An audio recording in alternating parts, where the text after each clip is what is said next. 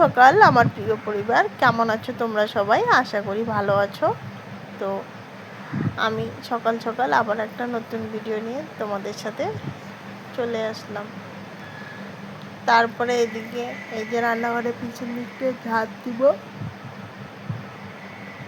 যদিও আমাদের বাড়ির পাশে বাঁধঝাড় আছে, প্রচুর গাছপালা, জানো এই গাছপালা আর বাঁধঝাড় যার বাড়ির সামনে আছে সেই জানে যে কতটা নোংরা ঝাড় দিতে হয়। বাঁশের পাতা সব সময় পড়েই থাকে। একটু হাওয়া হলো তো ভাববা যে মনে হয় কেউ ঝাড়ে দেয়নি, এত নোংরা জমে। তো ভাবতেছি কি আর করব, সকাল সকাল ঝাড় না দিলে তো পরে ভাল লাগে না। কেন বলো তো, আজকাল প্রচুর রৌদ্র ওঠে, এত রৌদ্রের তাপ আর বলো না। তারপরে এদিকে এই যে পেয়ারা গাছের পাতা, বাঁশের পাতা এগুলো পড়ে আছে, তো এই দিকটাও ঝাড় দিয়ে নিচ্ছি। আর এখন তো তবু একটু ভালো আছি।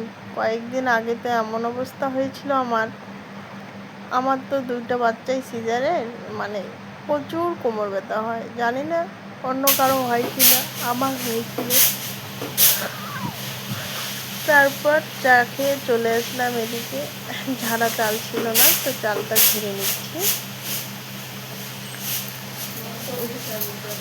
চালটা ঝেড়ে নিয়ে আবার এদিকে রান্নাঘরটা নোংরা হয়েছিল, তো সেটা লেপতেছি। রান্নাঘরটা লেপে নেব। এই দেখো, আমার না পরিষ্কার ঘর তো না থাকলে একদম মাথাটা নষ্ট হয়ে যায়, কেন জানি না। আমার ভালোই লাগে না এলোমেলো, মনটা অস্থির লাগে, মনে হয় কখন করি এরকম আর কি। তারপরে রান্নাঘরটা লেপা শেষ করতে না করতে চলে আসলো বৃষ্টি। তারপরে আবার বৃষ্টিতেই ভিজে ভিজে গিয়ে ফুল নিয়ে আসলাম। ভাবলাম যে স্নান করে আবার ভিজিবো, তাই এই যে ফুলটা নিয়ে এসে রেখে গিয়ে স্নান করবো। যতই ছাতা টাতা নেও, বৃষ্টিতে না ভালোই লাগে না। যদি ফুল ছিঁড়তে যাও ভিজবেই। তারপরে স্নান করে চলে আসলাম পুজো দিতে।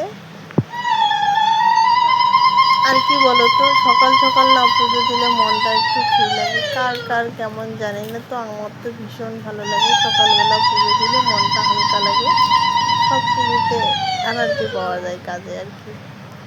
আর এখন যেহেতু ছোট বাচ্চা আমার, প্রতিদিন তো বাচ্চা নিয়ে পুজোর ভিডিওটা করাও হয় না, এই আর কি।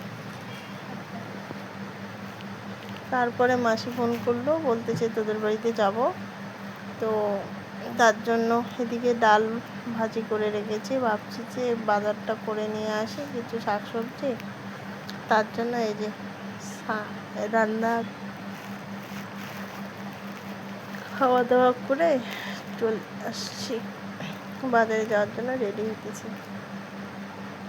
আর এখন কি বলো তো, বাচ্চা না, আর বাচ্চা বাড়ির সব কাজ তো আমাকে একাই করতে লাগে। আমার বর যেহেতু বাড়িতে থাকে না, এই যে এই সমস্ত কিছু সামলায় আমার না নিজের প্রতি যত্ন নিতে ইচ্ছে করে না। দুদিনও এমন যায় যে আমি মাথায় চিরুনি করি না। তারপরে এই যে রেডি হয়ে চলে যাচ্ছি বাজারে। যেহেতু বড় ছেলে বাড়িতে আছে, ওকে বললাম যে ভাইকে দেখিস, আমি বাজারে যাই।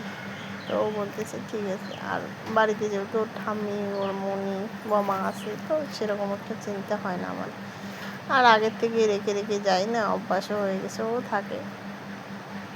তারপরে বাজার থেকে চলে আসলাম, আর যা রোদ পড়েছে, প্রচুর গরম। তারপরে এদিকে ড্রেস চেঞ্জ করে চলে আসলাম। এদিকে আবার মাসিকে ফোন করলাম। মাসি বলতেছে এখন তো আমি তোর বোনের বাড়িতে ঢুকবো, এদিকে যাওয়ার সময় তো তোদের বাড়িতে বিকেলবেলা যাবো। আমি বললাম ঠিক আছে, তাহলে আমি ধীরে সুস্থে রান্নাটা করি। আর কি বলো তো, আমাকেই তো খিদে লেগে গেছে। এখন মনে করো 1টা মতো হবে, তখন তার জন্য তাড়াতাড়ি করে আমি বলতেছি না, আমাদেরকে তো খেতে লাগবে, ছেলে আছে, তাই তাড়াহুড়ো করে রান্নাটা করলাম। এদিকে নিয়ে এসেছি ধূপকাঠি পুজোর জন্য, আর মুড়ি নিয়ে এসেছি। যেহেতু এখন গায়ে দুধ দেয় না, তাই মাসির জন্য নিয়ে এসেছি তাজা দুধ। ও তো সবসময় চা খায়, আমরা তো চা খাই না, আমার ছেলে দুইটা আর আমি, আমার তো চায়ের নেশা নেই। তো এই আর কি। এখন তাড়াহুড়ো করে শাকটা বাছবো, শাকটা বেছে নিয়ে রান্না বসিয়ে দেবো। শাক করবো শুধু। দুপুরবেলা সকালবেলাকার তো সবজি আছে একটু, তো ওইটা দিয়ে খেয়ে নেব। রাত্রিবেলা এখন রান্না করবো আবার। তারপরে তাড়াহুড়ো করে শাকটা বাছবো। আর কি বলো তো, এখন তো বর্ষাকাল, আমাদের বাড়িতে কিন্তু সবসময় শাক সবজি কিছু না কিছু থেকেই যায়, কিন্তু এবার কি বলো তো, এবার হয় নাই, বৃষ্টির জন্য এবার হয় নাই, সেরকম কোনো শাক সবজি নাই বাড়িতে। আর আমি নিয়ে এসেছি এখানে 2-3 আটির মতো মারা শাক, আর নিয়ে এসেছি কলমি শাক। তো এগুলো এখন বাছবো টুকটুক করে। আমি তো কোনোদিন মারা শাক আর এই যে তোমার কলমি শাক একখানে খাইনি, তো ভাবতেছি দেখি আজকে একখানে রান্না করব, কেমন হয় জানি না। কিন্তু হ্যাঁ, খাওয়ার পর খারাপ লাগেনি, ভালোই লেগেছিল। আর শাক জিনিসটা তো আমার বরাবরই পছন্দ। আগে এমন ছিল, আমি যখন মেয়েবেলায় ছিলাম, হ্যাঁ, একদিনও শাক আমি পাতেই নিইনি। আর এখন দেখো, সে আমি শাক দিয়ে সুন্দর করে খেয়ে নিই। সময়ে মানুষের কতটা পরিবর্তন হয় না? আগে কোনো দিন রুটি খাইনি, আর এখন দেখো রুটি, মানে এভরিথিং, সব কিছুই খাই। তো কথায় আছে যে যদি একটা মেয়ে শ্বশুরবাড়িতে যায়, তখন দেখো বাবার বাড়ির কোনো কিছুই চলে না, বলো। শ্বশুরবাড়িতে গিয়ে একটা মেয়ে আবার নতুন করে তৈরি হয়, আমার মনে হয়। যে যেরকম আচরণ দেখাবে তার সাথে ঠিক এরকমই করবে। তারপরে এদিকে বিকেলবেলা চলে আসলো মাসি আর আমার দিদির মেয়ে। তো তাদেরকে এখন ঘরে নিয়ে যাচ্ছি বাড়িতে। আর আমার ছোট camera, mister camera, breaking news, আজকের ব্রেকিং নিউজ, ব্রেকিং নিউজ। এটা হচ্ছে আমার বড় মাসি, আমার 2 মাসি, আমার মা ওরা 3 বোন। Breaking news. আর আমার মা হচ্ছে 2 নাম্বার, এই মাসি হচ্ছে আমার 1 নাম্বার।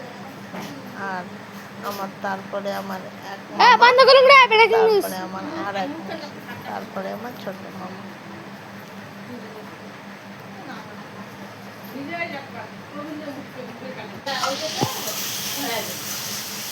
তারপর যেহেতু আমার মাসি চলে এসছে, ছেলে আর আমার দিদি মেয়ে বলতেছে কি ওরা খাবে বিরিয়ানি, তাই আমি এখানে কড়াইতে চুলার মধ্যে মাংসটা করে নিচ্ছি, আর মাসি গ্যাসে বিরিয়ানিতে বানাচ্ছি। তো আজকে